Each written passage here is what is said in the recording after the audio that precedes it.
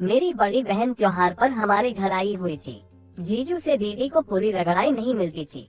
एक दिन मैंने दीदी को आधा प्राकृतिक अवस्था में देखा तो मेरा मन उसकी रगड़ाई का हो गया। तब मैंने, दोस्तों मेरा नाम उल्लास है, उम्र 24 साल और मैं दिल्ली में रहता हूँ। मेरा कद 5 फुट 6 इंच है। वास्तव में मैं भोपाल के पास एक गांव का रहने वाला हूँ। मेरे परिवार में पापा, माँ और 2 बहनें हैं। मुक्ता की उम्र 29 साल, कद 5 फुट 4 इंच है।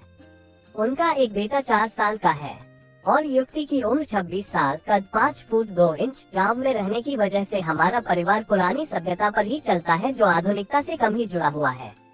ये कहानी मेरी और बड़ी बहन की वास्तविक घटना पर आधारित है। घटना उस समय की है जब मेरी बड़ी बहन की शादी शहर में हो गई थी।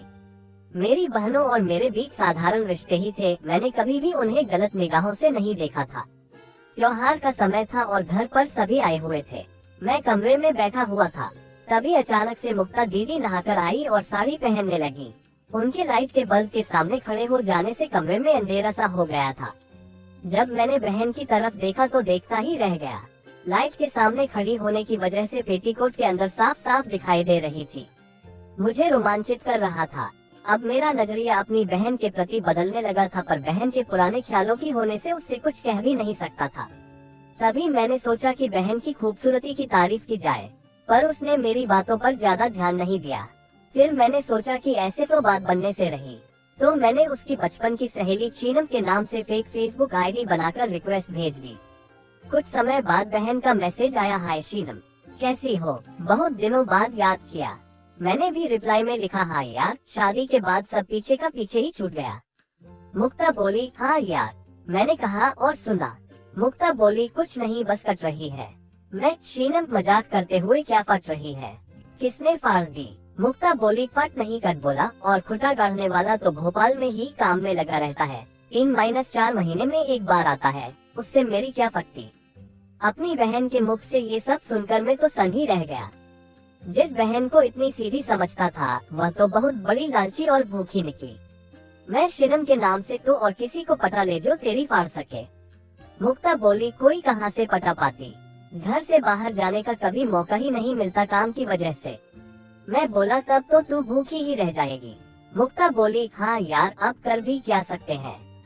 मैं बोला, कर तो सकते हैं, पर तू कर नहीं पाएगी। मुक्ता बोली, बता तो, मैं करने की पूरी कोशिश करूंगी। मैं बोला, अच्छा तो सुन, अपने भाई को पटा ले, वो जब तू चाहेगी तब तुझे और हर कहना मानेगा। मुक्ता बोली, पागल है तू, भाई के साथ कोई ऐसा करता है भला? मैं बोला, मैं तो करती हूँ। अब मेरे पति की भी पोस्टिंग बाहर ही है ना, तो वे भी कम ही घर आ पाते हैं, तो खुजली मिटाने के लिए कोई तो चाहिए, पति नहीं तो भाई ही सही। मुक्ता बोली, तो तूने अपने भाई से ही पाप है ये? मैं बोला, कोई पाप नहीं है, ये तो जरूरत होती है, चाहे तू पति से पूरी कर या भाई से। मुक्ता बोली, गलत है ये, मैं नहीं करने वाली। मैं बोला, कुछ गलत नहीं है, देख तू बाहर किसी और से करवाएगी तो पकड़े जाने का डर, साथ में वह तुझे ब्लैकमेल भी कर सकता है, और बात बाहर आई तो घर टूटने और बदनामी का डर। और भाई के साथ कोई डर नहीं, क्योंकि वह तो बताने से रहा किसी को, और जब चाहे तब काम निपटा सकती है। मुक्ता बोली, हाँ वो सब तो ठीक है, पर भाई के साथ नहीं यार। मैं बोला, मैं भी तो निपटा लेती हूँ अपने भाई से, पर रहने दे, तेरे से नहीं हो पा रहा तो खुजलाती रह अकेली। चल अब रात बहुत हो गई है, मुझे नींद आ रही है, बाय। उसके बाद मैं अपनी बहन के बारे में सोचते सोचते कब सो गया पता ही नहीं चला।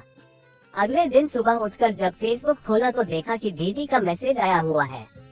दीदी बोली, यार कोई और उपाय बता ना, अब रहा नहीं जाता।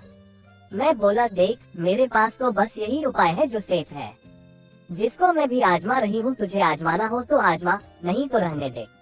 दीदी बोली, अच्छा ठीक है, पर वो मानेगा? मैं सोचने लगा कि तू एक बार कह तो जरा मेरी रानी, मैं तो कब से तुझे निपटने के लिए तैयार हूँ। मैं बोला, मानेगा क्यों नहीं, एक बार अपनी बगीचे के फल तो हिला उसके सामने, फिर देख। दीदी बोली, ठीक है, देखती हूँ। तभी दीदी, मैं जिस कमरे में बैठा था उसमें आ गई और कहने लगी, झाड़ू लगाने आई हूँ। तो मैंने अपना फोन अलग रख दिया और मन ही मन कहने लगा, झाड़ू तो बहाना है, सच तो अपनी इस बगीचे के दर्शन कराने आई है। तभी उसने कहा, पैर उठा, सोफे के नीचे बहुत धूल हो गई है, साफ करना है। ये बोलकर नीचे झुकते समय अपनी साड़ी गिरा दी, जिससे उसकी चाप आधी दिखने लगी। वाह क्या थी, गुलमटोल कड़क, पसीने से लथपथ, मेरे मुंह में तो शीतल जला गया। खैर जैसे तैसे मैंने मन को समझाया।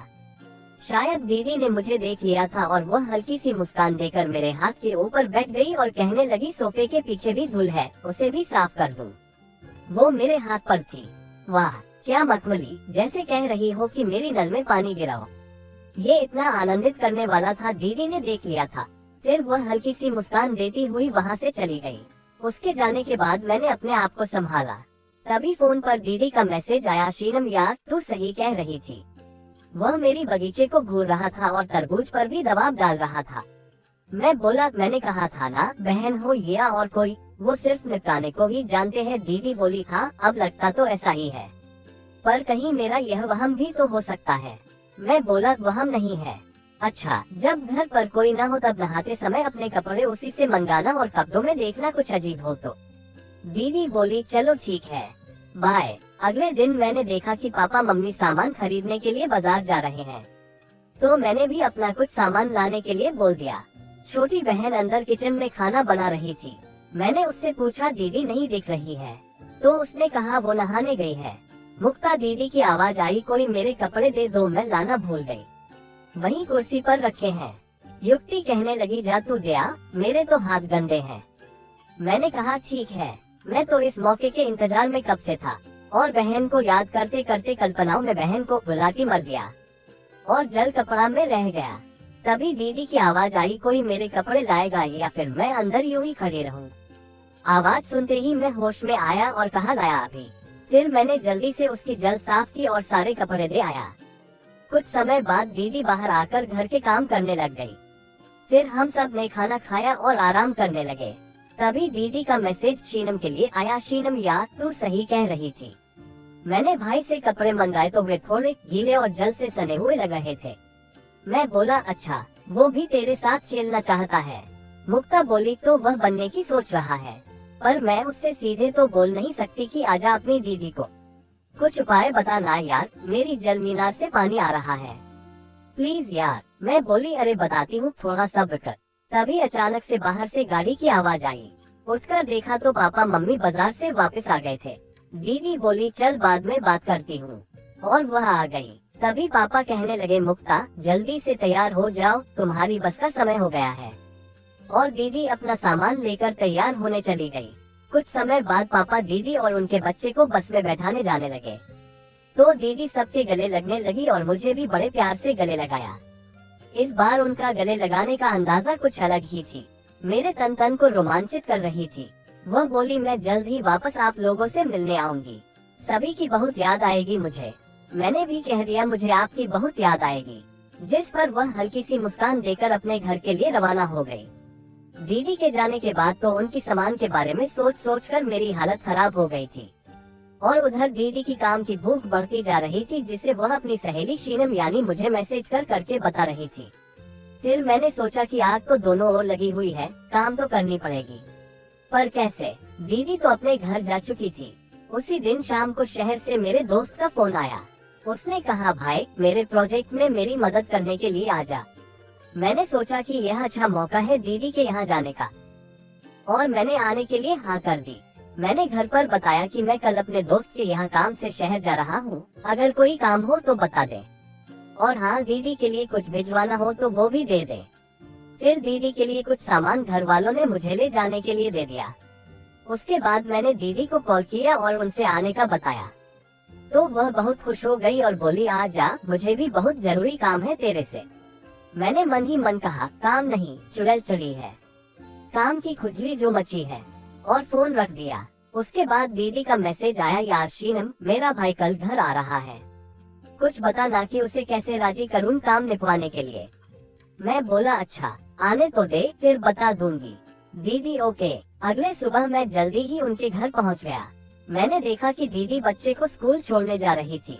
उसने कहा, जा अंदर बैठ, मैं अभी आती हूँ। तभी मैंने सोचा कि समय कम है तो बहन को कैसे राजी किया जाए कि वह खुद अपना काम करवाए और कुछ कहना भी ना पड़े। मैंने बाहर और छत पर जाकर देखा तो मुझे कहीं भी दीदी के वस्त्र नजर नहीं आए। तो मैंने सोचा कि शायद दीदी अभी नहाई नहीं है। फिर मैंने अलमारी खोली तो देखा उनके वस्त्र वहीं पर थे। क्या खुशबू थी, उन्हें चाटने से ऐसा लग रहा था जैसे कि मैं शहद चाट रहा हूँ।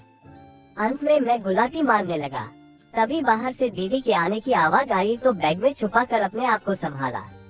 दीदी ने आकर मेरे लिए खाना बनाया। उसके बाद मैं खाना खाकर दोस्त के यहाँ चला गया। जब शाम को वापस आया तो देखा दीदी और बच्चा आपस में खेल रहे थे। मुझे देखकर दीदी कहने लगी, आ गया, चल आकर खाना खा ले। उसके बाद हम खाना खाने लगे। तभी मेरी नजर दीदी की छाती पर पड़ी। मैं तो देखता ही रह गया। तभी वह मुझसे कहने लगी, क्या देख रहा है? मैंने कहा कुछ नहीं, और वह मुस्कुराने लगी। कुछ समय मेरी ओर देखकर मुस्कुराती हुई वह वहाँ से चली गई। उसके बाद हम बैठकर टीवी देखने लगे। दीदी बेड पर लेटकर और मैं सोफे पर बैठकर टीवी देख रहा था। तभी मेरे फोन पर मैसेज आने की घंटी बजी। देखा तो दीदी का मैसेज था, यार शीनम, मेरा भाई मुझे घूर घूर कर देख रहा था। अभी दिन में जब मैं नहाने गई तो मेरी वस्त्र नहीं, जिस वजह से मैं पहन नहीं पाए। मैं बोला चलो जो हुआ अच्छा हुआ, अब क्या, बस निपटा ले। दीदी बोली, क्या निपटा ले? उससे सीधे थोड़ी कह सकती हूँ कि आजा। कुछ और उपाय बताना यार, जिससे मुझे वह काम भी कर दे और मुझे उससे कुछ कहना भी ना पड़े। मैं बोला अच्छा, फिर मैं जैसा कहूँगी वैसे करना पड़ेगा। दीदी बोली, अच्छा ठीक है, बता क्या करना है। मैं बोला, देख तू उससे पहले ही सो जाना और उसे ऐसा लगना चाहिए कि तू बेसुध गहरी नींद में सो रही है, जिससे उसे कुछ करने में डर न लगे। लाइट चालू करके सोना, जिससे उसे तेरे पूरे बगीचे के दर्शन हो सके। दीदी बोली, अच्छा ठीक है, मैं ऐसा ही करती हूँ। मैं बोला, और हाँ, वो चाहे तेरे साथ कुछ भी करे, तू कुछ भी ना कहना, बस उसका साथ देना। बेस्ट ऑफ लक, निपटा कर ही लौटना। दीदी बोली, अच्छा ठीक है, बाय। मैं सोने का नाटक करती हूँ। कुछ समय बाद मैंने उठकर देखा दीदी सो रही थी। तभी मैंने एक दो आवाज लगाई, दीदी दीदी, पर वह सोने का नाटक कर रही थी। तो दोस्तों, ये थी हमारी आज की कहानी। उम्मीद करते हैं कि आपको पसंद आई होगी। वीडियो को लाइक कर दीजिए और चैनल को सब्सक्राइब कर लीजिएगा। और हाँ, कमेंट बॉक्स में अपनी कीमती राय जरूर दीजिएगा। मिलते हैं आपसे अगली वीडियो में, तब तक के लिए धन्यवाद।